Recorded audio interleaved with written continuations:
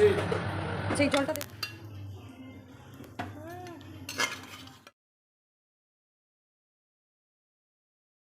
Hello বন্ধুরা, অনন্যা ঘরে বাইরেতে তোমাদের সকলকে স্বাগত। আশা করছি তোমরা সবাই খুব ভালো আছো। আমরা সপরিবারে ভীষণ ভালো আছি। তো যেরকমটা বললাম, তো মাটন কিভাবে করেছি সেটা তোমাদেরকে জানাবো। তো প্রথমেই হচ্ছে মাটনটা একটু তেল আর হলুদ দিয়ে ম্যারিনেট করে রেখে দিয়েছি। আর আলুগুলো এখন হচ্ছে সর্ষের তেলে ভেজে নিয়েছি। আমি মোটমাট ওই 4টে আলু এরকম দিয়েছি। তো সেগুলো ওই 4 টুকরো করে নিয়েছি আর সেগুলো ভেজে নিয়েছি। এই ভাজার জন্য আমি এর মধ্যে একটু হলুদ গুঁড়ো দিয়েছি আর হচ্ছে অল্প নুন দিয়েছি, যাতে এটা ভাজাটা ভালো হয় আর টেস্টিও লাগে। প্রথমেই হচ্ছে টেস্টটা পৌঁছে যায় আর খুব তাড়াতাড়ি ভাজা হয়ে যায়। তো আমি পুরোটা প্রেসার কুকারেই করি মাটনটা। আর দেখো আমি কুকারটা বসিয়েও দিয়েছি আর যে তেলটা ছিল আলু ভাজার যে তেলটা, তো সেটাও দিয়ে দিয়েছি। প্লাস এর মধ্যে আমি আরেকটু সর্ষের তেলও অ্যাড করে দিয়েছি। এই তেলটা একটু পরিমাণ মতন দেবে, কারণ মাটনের মধ্যেও তেল আছে। প্লাস সেটা যখন কষবে তখন হচ্ছে তেলটা বেরোবে। দেখো আমি সব কিছু কেটে রেখেছি, টমেটো, পেঁয়াজ, লঙ্কা আর আলুটা তো ভাজা হয়েই গেল দেখতে পেলে। একটু আমি পেঁপেও কেটেছি যাতে খুব তাড়াতাড়ি সেদ্ধ হয়ে যায়। এখানে হচ্ছে আদা, রসুন আর লঙ্কা বাটা একসঙ্গে। তো চলো আবার চলে যাই রান্নাতে। তেলটা মোটামুটি গরম হয়ে গেলে তার মধ্যে 1 চামচ মতন আমি ঘি অ্যাড করেছি।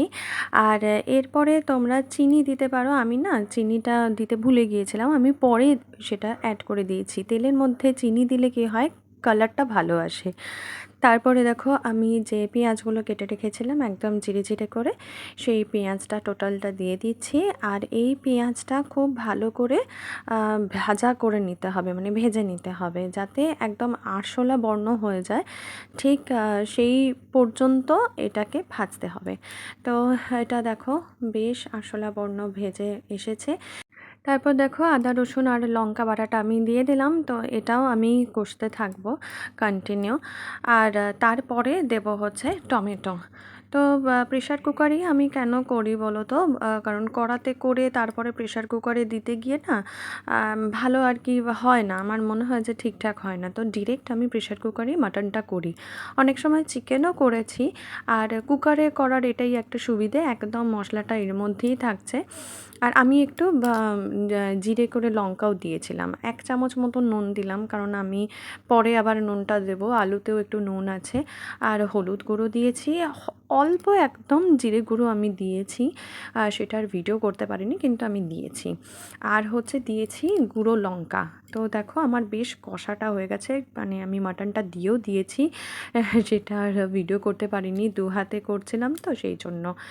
তো পুরোপুরি মাটনটা দেখো কালারটা খুবই ভালো এসেছে। এরকম কষে না তারপরে জল দিয়ে তারপরে মোটমাট ওই 8টা মতন সিটি দিয়েছি। তো দেখো রেডি হয়ে গেছে। এইটা আমি বার করতে একদমই পারছিলাম না, তো আমার হাজব্যান্ড সেটা একদম বাটিতে বেড়ে দিল। তো কালারটা তো ভীষণ ভালো হয়েছে আর ভীষণই টেস্টি হয়েছিল। তো এইভাবে সিম্পল প্রসেসে তোমরা একবার মাটনটা করে দেখো, তাহলে আমার মনে হয় খুব ভালো লাগবে খেতে। কীরকম লাগলো সেটা আমাকে কমেন্টে অবশ্যই জানাবে। ভিডিওটা কীরকম লাগলো সেটাও জানিও। আর একটা টিপস, অবশ্যই 1 থেকে 2 টুকরো পেঁপে দিও, তাতে ভালো করে সেদ্ধ হবে। তো খুব ভালো থেকো, সুস্থ থাকো। নেক্সট ভিডিওতে দেখা হবে। টাটা।